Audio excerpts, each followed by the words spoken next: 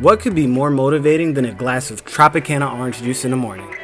Achieving your goals, making money, de-stressing? Okay, maybe they're not as good as orange juice, but they are still pretty nice. Welcome to the Orange Juice Podcast, where you'll get motivating and action-provoking content without all the pulp. Your host, me, Reggie Davis, brings orange juice to inspire the world with stories and ideas, both personal and shared, to help you peel back your fears and squeeze out your best self. Welcome back to the Orange Juice Podcast. My name is Reggie Davis, and you should know that it's episode 5. But in case you didn't, I am Reggie Davis, and this is the Orange Juice Podcast. On today's episode, I want to talk to you guys about something that maybe it's that time of the year for you. I don't know, it's getting kind of chilly out, but vacations. Let's talk about vacations. What did vacationing mean for your family? What does it mean to you now? I want to talk about the idea of vacations, and we'll go from there.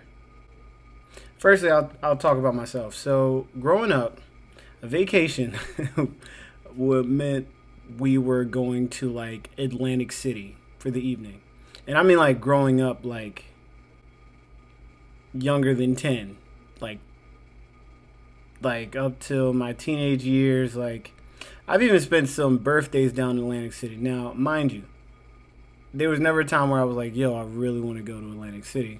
But it was like a place where my parents just kind of went. That was something that was comfortable for them. Went to Wildwood, or in some instances visited family, because we have family in Georgia, family in Virginia. And I think I went to Disney World like maybe before the high school trip, maybe 2 or 3 times, right? So vacationing wasn't really a thing for my family. We weren't going on little small trips. We weren't going on little excursions. That wasn't a big thing for us growing up. And I thought that was completely normal. I would say that a big changing point for me in vacations was kind of seeing other people who were just really prolific in that area. Autumn, when I first met her, was always going on trips. Had 1 or 2 trips a year. Angel, my sister, is on trips very, very, very commonly. She's frequently flying to different locations and planning a year or 2 in advance. And I have a good friend, Deandra, who, if you check her out, she's always on an island somewhere. Doesn't know how to stay still. And so what really fascinates me is I really look into their lifestyles based off conversations I've had with each of them. It's not about how much money you have. It's not about, I'm not going to say it's not about planning, but really I think that the key determining factor in where and how far you'll go and how much you'll go is you deciding that you want to go. Opportunities manage to present themselves for whatever your mind is focused towards. And that's always going to be the case. I know I'm talking about vacations, but if your goal is wealth and you're focused on wealth opportunities are going to find their ways to you. And if you're focused on vacations for the purpose of this conversation, vacation opportunities will find their way to you. So in college and after college, for a few years, I wasn't really vacationing. And before then, I wasn't really vacationing. However, my sister is going on some crazy trips. And now that I've kind of gotten on the same wave, like, let me see, I've been to Florida a couple times. I've been to Myrtle Beach a couple times. I've traveled up to like upstate New York. I've went to Barbados, and these are just all over the past few years. And it's not like generic stuff either. Each time I've gone out, I've had like a really good time. Actually, I'm sorry, for my birthday last year, I went to Wisconsin. We were skiing over there, and that was cool. I think that it is so valuable, some of the experiences that I've had that I didn't necessarily get to have growing up. My parents, I think that they didn't really know too much about vacationing because based off what I know about their lifestyle, that was just never something that they were doing often growing up. And I think that kind of sticks with you. I want to tell everybody under the sound of my voice that traveling is something that is extremely beneficial. To see different cultures and to experience life in different ways and to try out new things, those are the things that really can give your mind that mental refresh that you need. If one of the first things you thought of when I said that was, well, can I afford that? Think about something you can afford. It's very easy for us to go spend money at dinner every night, ordering takeout, or for us to do something local. Like, I'll go to this concert, I'll go to this event, comedy show, I'll go to the bar tonight, go, I'll do sports betting, I'll put money out there for this, and that. Like, the small stuff, that's cool. But what if you had like a bigger target in mind? I think that if you haven't had the experience to go out and travel, and you haven't had the experience to really, you are doing yourself a disservice. And if you're a parent, you're doing your children a disservice to not expose them to new things. Your children should know that like skiing isn't for them. I never tried skiing until college. No, after college. What am I saying? Your children should know. I know when I went skiing, oh my god, it was so funny. First of all, I was falling all the time, but I would just see little kids who were like 8, 9 years old, just on snowboards, just looking at me as I'm on the ground trying to struggle to get up. They're just looking at me like, get a little this guy. And so it's so funny how, these different families will really value things like that, and so now their kids know about that. Or even being on a boat. I've never been on a cruise, but that's one of the next trips I look forward to taking too. There's so many people who haven't been on planes, but for the people who've been on planes, have you been out of the country? Have you been to different territories? Have you been someplace where English isn't the primary language? There's so many different things to experience out in this world, and a lot of times they're really beneficial. I'm under the assumption that most of my audience right now is from the US. And one thing I can say about being over here is that while we have, we lead the world in so many categories, there's so many different things that other countries have to offer that you really can't say you've experienced the best of things until you've gone to another place. Your environment has so much of an effect on you. Why wouldn't you want the opportunity to go experience a new environment and see how you feel? And so, okay, I want to talk about multiple things. Firstly, just the idea of going on vacation, it goes back to what I said before. If the first thing you thought of when I said you should go on vacation is, well, who got the money for that? Who got the time for that? Make the time. Make the money for it.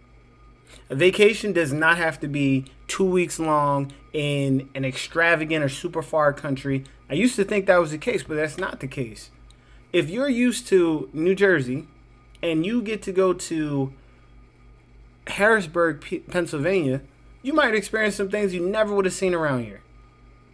You don't have to travel too far. If you are on the East Coast and never been to the West Coast, what is California like? What is Las Vegas like? What are some non-super popular traveling spots that are out there that you could go to? This is probably the season to look because we're coming out of summer. Kids are in school. A lot of times parents don't want to plan ahead for stuff like that. So now stuff starts getting a little cheaper. This is a good time to think about it. What could a half day off of work on Friday and then you taking off on Monday, what would that look like for a 3-day weekend in another state? If a flight is only 4 hours, you're in there by Friday night. You have 2 days there. You return. You have 3 days there. You return Monday night. You can do it. Take a nice trip somewhere. Experience something you've never experienced.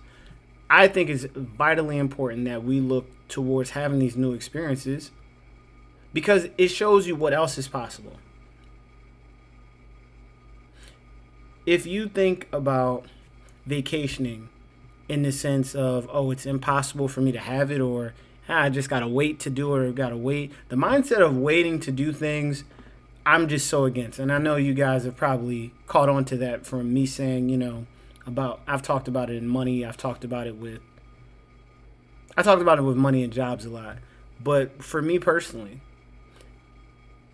I think that whether you know it or not, life is finite. You don't have forever to be on this earth. And while I think that it's never too late to start anything, I do think that the sooner you kind of grasp on the concepts like, wow, I need to enjoy and live my best life every single day, like tomorrow could be my last day, because unfortunately we live in a world where it could be your last day. If tomorrow was your last day, have you done everything you wanted to do? I'd say no. And truthfully, you should always have something else that you want to do and want to achieve. But you haven't, like, to me, that's something that I've always thought about. Like, what if I haven't eaten my favorite food yet? What if I haven't tried to do my favorite activity yet? It is so interesting how, we can kind of escape with, like, some